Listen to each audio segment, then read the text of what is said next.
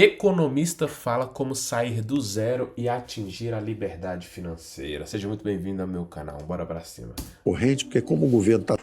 Tem um problema crítico no Brasil que é recorrente, porque como o governo está sempre em desequilíbrio financeiro, toda hora grandes empresas, boas empresas e pequenas empresas são feridas mortalmente pelos juros altos. E tem que botar isso na cabeça. Juro alto é problema de excesso de gasto de governo. Não tem jeito. Como é que você escapa disso? Se você fizesse realmente uma pesquisa, quando eu tinha a idade de vocês, o que você quer ser, etc, etc. A primeira coisa que vinha era eu quero passar num concurso público, uma coisa desse tipo. Era uma busca de segurança. Eu não pensava em ser empreendedor, mas também não pensava em segurança. Se você perguntasse para mim o que você quer fazer, eu quero estudar economia. Então eu vou estudar economia e depois vou ser um professor de economia, que aí eu posso estudar a vida inteira. Se eu for um professor, eu posso ficar na universidade estudando a vida inteira. Esse era o meu plano de vida. Aí, como é que despertou esse negócio de empreendedorismo em você e o sistema financeiro? Como é que ele começou a se deslocar para o setor real? Foram me buscar na universidade, né, falando, esse cara tem conhecimento.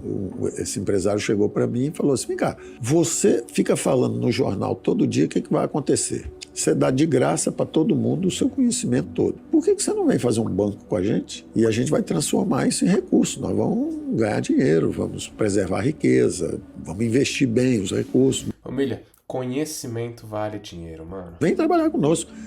Mas o interessante é o seguinte, naquela Pra gente do digital, principalmente. época, você tinha que preservar a riqueza, porque o país estava indo para uma hiperinflação. Nós fomos para 5.000%. Depois veio o Plano Real, mas nós estamos indo para 5.000%. Até, curiosamente, os mesmos autores do Plano Real foram os que primeiro levaram o Brasil para 5.000%.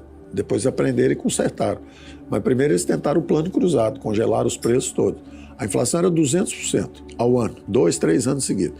Aí eles congelaram os preços, suprimiram, reprimiram a inflação. Aquilo ficou ali preso 6 meses, 9 meses, depois explodiu e foi embora até 5.000%. Aí eles aconselharam o presidente Collor, que entrou logo depois, a congelar os ativos financeiros. Eles estavam combatendo os sintomas. O sintoma, primeiro, tem preço subindo, congela o preço.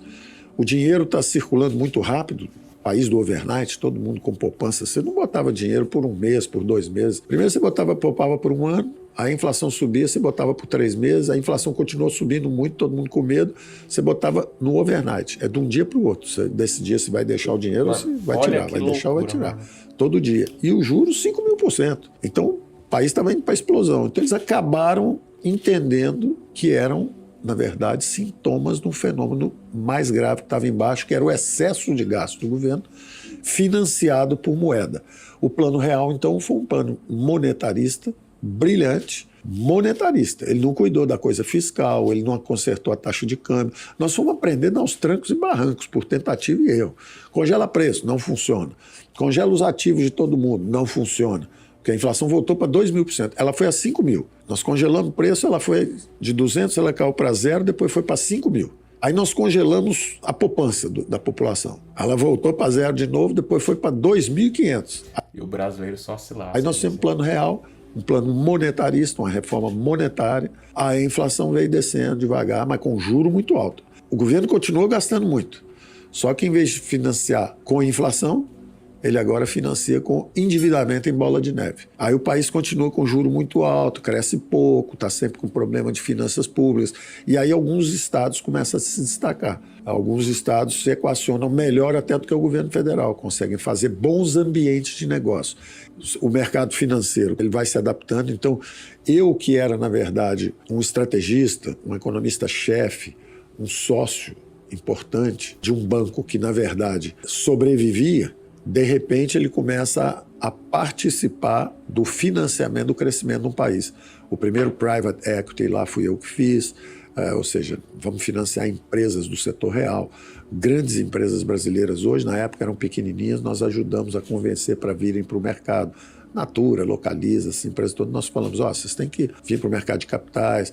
Ou seja, esse ecossistema começou a evoluir. Ele escapou do modo sobrevivência, que é como é que sobrevive numa hiperinflação, que é como o nosso banco no início vivia, e passou aí para o modo crescimento. Agora não é só sobreviver a uma hiperinflação. É como é que o mercado financeiro e o mercado de capitais podem ajudar as empresas a crescerem, ajudar a criar vários partnerships, vários. E aí começou, o mercado financeiro brasileiro começou a se sofisticar, se aprofundar.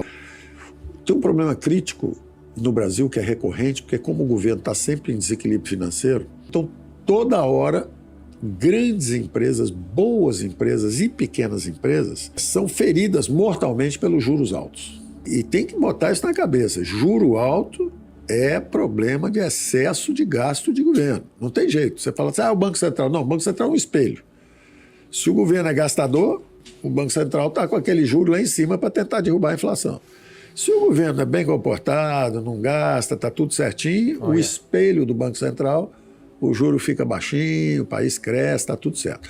Como o governo brasileiro não se comporta, ele está sempre saindo das quatro linhas, fazendo uma bagunça, gastando muito, volta e meia as empresas são abatidas em pleno voo. Elas estão crescendo, tem uma mistura às vezes equilibrada de juros e de capital próprio com capital terceiro, mas de repente aquele juro vai lá em cima e fere mortalmente a empresa e ela é abatida.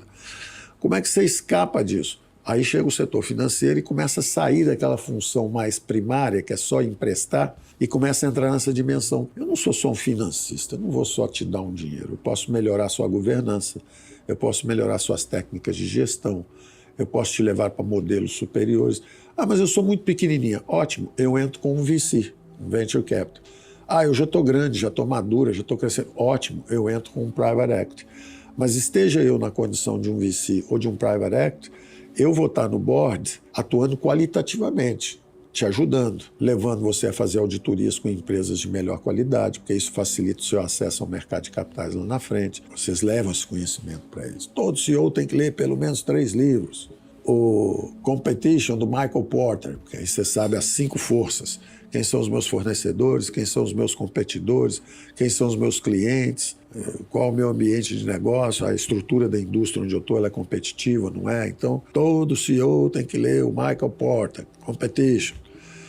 Todo CEO tem que ler o Judgment, do Noel Tichy, que é o seguinte, Judgment é no sentido de discernimento, quer dizer, fizeram pesquisas, e quem me disse isso foi o sujeito que era o guru da HSM, quando nós compramos a HSM, era uma empresa de treinamento executivo, trazia ao Brasil os melhores gurus, o Jim Collins, o Gary Hamel, o Prahalad, eram os melhores caras que tinham no mundo, o Peter Drucker, eles traziam ao Brasil e faziam grandes eventos. Jorge Paulo Lemann vivia lá, e lá ele inclusive pegou o Jim Collins para ser o coach da Ambev na época. Então, o Salib, que era o cara que era o guru dessa empresa, que trazia. Eu escutei os maiores elogios do Jack Welch a um brasileiro, que era o Salib, dizendo, olha, esse cara estivesse nos Estados Unidos, era bilionário, ele é espetacular, ele conhece tudo de administração, de finanças, esse cara está vivo até hoje, podia ser um coach para vocês, é um cara muito bacana.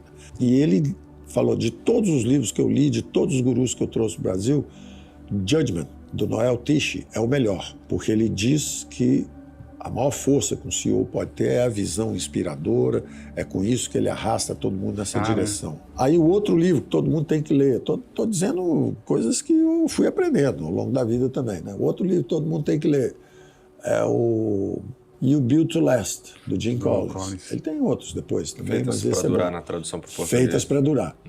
E eu usei, tem coisas dele que eu usei, por exemplo, Preserve the Core and Innovate. Eu usei isso até no governo, Preserve the Core. Eu pegava sempre um cara do governo que tem 10, 15, 20 anos de experiência para me ajudar. Para a gente preservar, botar a máquina girando enquanto fazíamos as reformas, é o Innovate. Eu trazia um cara de fora e botava um cara de dentro, head e co-head, botava os dois lá. Então é uma combinação boa. Começa com a estratégia, tem que fazer uma reforma da Previdência, tem que fazer as privatizações, essa é a estratégia. Qual a estrutura? Secretaria da Previdência, Secretaria das Privatizações. People, quais são as pessoas que tem que buscar? Então, esses princípios você usa no setor público, setor privado, você usa sempre. Não é só o aspecto financeiro, nós temos que levar governança, essas dimensões de gestão, tudo isso. E qual a importância desses institutos na formação de lideranças e de empreendedores, etc. Vamos até fazer justiça e colocar na ordem temporal. O primeiro foi o IEE. Tá certo. Eu já era um economista robusto, forte tecnicamente, mas eu não era ainda um empreendedor. Comecei meu banco, porque fui junto e eu era parte de um time, mas depois eu fiz os meus empreendimentos. comecei a fazer investimentos e tudo, e fui seguindo. Então você se transforma no empreendedor. Tem cara que já nasceu empreendedor. Eu não nasci empreendedor, eu nasci um estudioso. Engraçado, a gente vai vendo como ele foi evoluindo, né? E agora fui virando um empreendedor. Fui aprendendo a empreender e a estimular empreendedores. Aí é interessante porque o IEE é que me passou a noção de como é que era importante difundir a visão liberal. Que o Brasil realmente era um negócio muito hostil aos empreendedores. Sempre foi. O Brasil não foi feito de Hoje, né? baixo para cima, como os Estados Unidos, por exemplo. Nos Estados Unidos você tinha 13 colônias, ou seja, descentralizado, eram colônias. Cada um tinha o seu exército, seus hospitais, sua igreja, tinham até as suas constituições diferentes, 13. Então, eles foram feitos de baixo para cima, todo mundo empreendendo, todo mundo trabalhando e tal, e aí eles foram fazendo camadas de governo. Numa rebelião contra os impostos, eles examinaram a Constituição inglesa e falaram, olha, eles estão colocando impostos, no taxation without representation. Está escrito aqui na Constituição inglesa que eles não podem tributar a gente. Eles estão botando imposto na gente e nós não temos representação no parlamento. Nós vamos nos revoltar contra eles. Constitucionalmente, nós vamos nos revoltar dentro da lei. É como se fosse alguém que está fora da lei fazendo uma opção de coisa errada. Você fala, olha, eu vou ter que me rebelar porque você está fazendo coisas fora da lei. Então eles se rebelaram contra os americanos por excesso de impostos. Eles falaram, para lutar contra os ingleses, nós vamos ter que criar o governo federal.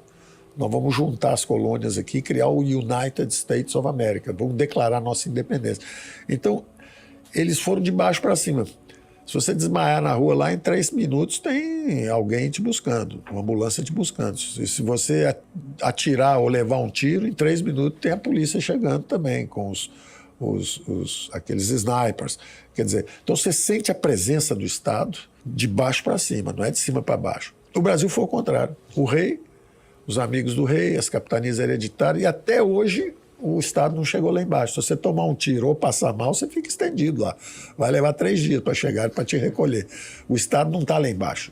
Por isso que eu falava mais Brasil, menos Brasília, porque o Estado está em Brasília. O dinheiro fica lá em cima, a conversa é lá em cima, se decide tudo lá em cima. Esse ambiente é muito hostil aos empresários. Os impostos médios nos países emergentes é em torno de 25%, 26% do PIB. No Brasil é 34%, 35%. Então é imposto muito alto. O governo está nas áreas onde não devia estar, fazia chapa de aço com prejuízo, petróleo. Os Estados Unidos têm 35 petroleiras, nenhuma é estatal. O Brasil tinha uma petroleira só, que era a Petrobras. E, ao mesmo tempo, ele não está onde devia estar, que é a polícia, a garantia da ordem. O bem mais valioso que nós temos é a nossa vida. E no Brasil as pessoas morrem como se fossem borboletas ou moscas. Toda hora tem 60 mil pessoas por ano, 70 mil pessoas. É um absurdo total. Né? Não tem a preservação da vida, não tem a preservação da propriedade. As pessoas ainda invadem propriedade uma das outras. Quer dizer, não é possível o negócio. Esse é o retrato que a gente tem hoje do Brasil. Cara, e sabe o que eu tiro de aprendizado desse vídeo? A gente está em 2026, família. Muita gente vai perder o foco porque esse ano tem Copa, tem eleição, muita gente vai acreditar demais em político, vai botar muita fé. Cara, eu desejo do fundo do meu coração que a única fé que você coloque é em Deus e no seu trabalho, irmão. 2026, acima de todas as coisas, deve ser um ano de blindagem. Blindagem emocional, blindagem dos olhos, você vai ver muita coisa de política, muita mentira, muita fake news. Blindagem dos ouvidos, cara, é muita distração. Eu torço para que você não se distraia, faça o seu, persiga os seus objetivos sem depender de governo. Tamo junto. Quer aprender a vender na internet comigo, te ensinando passo a passo, dentro de um treinamento onde eu te entrego a minha estrutura de página de vendas, a minha estrutura de criativo, onde eu te ensino a vender em real, a vender em dólar e ainda te dou 2 ofertas validadas para você começar vendendo. Sem falar que eu ainda te entrego suporte especializado e premiações exclusivas. Se você quer, é só acessar o primeiro link na descrição. Eu tô falando do meu treinamento Jornada da Liberdade, o treinamento completo para quem quer mudar de vida com vendas online. E se você tem dificuldade para criar o seu produto digital, o Smartbook foi feito para você. O Smartbook é o meu sistema inteligente criador de ofertas. Ele cria um e-book completo, validado e te entrega tudo isso em menos de 5 minutos. pronto para vender, com design diagramado, e você fica com 100% de comissão das vendas. O acesso do Smartbook está no segundo link da descrição. Agora, se você quiser viver do digital sem precisar criar nada do zero, então você pode ser o meu sócio e ter acesso às minhas ofertas validadas. Funciona assim, eu crio uma oferta, valido ela e libero para os meus sócios venderem como se fossem deles. Isso mesmo que você ouviu, o único trabalho dos meus sócios é abrir a biblioteca de produtos validados, escolher uma oferta lucrativa, subir ela e começar a lucrar. Lembrando que todos os meses eu adiciono novas ofertas na biblioteca, mantendo meu sócio sempre à frente no mercado. Se você quiser ser o meu sócio e ter acesso à biblioteca de produtos validados, é só acessar o terceiro link na descrição. Para você se organizar e não perder nenhum conteúdo do canal, saiba que nas segundas-feiras, às 8 horas da noite, rola a nossa aula ao vivo, sempre com tema diferente. Nas terças, quintas e sábados, rola corte das lives, e na quarta-feira e na sexta-feira, exatamente ao meio-dia, horário de almoço, rola uma aula inédita aqui no canal. Fica ligado. E se você não quiser perder nenhuma das nossas aulas ao vivo, é só entrar no canal Prósperos, o nosso grupo oficial no WhatsApp. Por lá eu vou te enviar um aviso toda vez que eu for entrar ao vivo, para você não perder nenhuma aula e continuar crescendo junto com a gente. O link do nosso grupo no WhatsApp tá na descrição aí também. E se esse vídeo te ajudou de alguma forma, deixa o like, comenta prosperidade e liberdade, se inscreve no canal se você ainda não é inscrito e compartilha esse vídeo com alguém que você quer ver prosperar. Minhas redes sociais também estão aqui embaixo na descrição, é só você me seguir lá no Instagram, marcosramos.br. Me segue lá porque se depender de mim, não fica ninguém para trás. Tamo junto, prosperidade e liberdade a todos.